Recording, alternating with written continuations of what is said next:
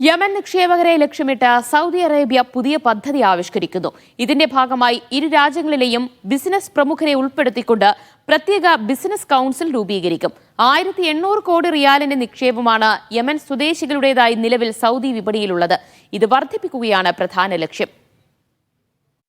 ഈ വർഷം ഇതുവരെയായി 838 പുതിയ യമൻ ബിസിനസ്സുകൾ സൗദിയിൽ ആരംഭിച്ചതായി Saudi chambers Saudi Yemen business council chairman doctor Abdullah bin Mahfooz പറഞ്ഞു. സൗദി അറേബ്യയിലെ യമൻ നിക്ഷേപങ്ങളുടെ ആകെ മൂല്യം കഴിഞ്ഞ വർഷത്തെ കണക്കുകൾ പ്രകാരം 1800 കോടി റിയാലായി ഉയർന്നിട്ടുണ്ട്. 3094 ലൈസൻസുകളിലായാണ് ഇവയുടെ പ്രവർത്തനം.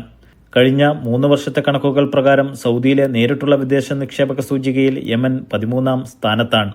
Saudi vision and Yemeni development 2030 എന്ന തലക്കെട്ടിൽ നാളെ മുതൽ 3 ദിവസം നീളുന്ന ബിസിനസ് ചർച്ചകൾ സംഘടിപ്പിക്കും.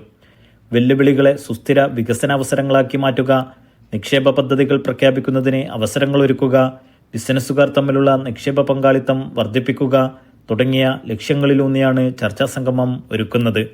ഇരു രാജ്യങ്ങളിൽ നിന്നുള്ള 100-ലേറെ ബിസിനസ്സുകാരുടെ പങ്കാളിത്തത്തോടെയാണ് പരിപാടി സംഘടിപ്പിക്കുന്നത്. യമൻ സൗദി ബിസിനസ് കൗൺസിൽ പരിപാടിക്ക് നേതൃത്വം നൽകും. Naushad Rikkur, media 1, Dammam.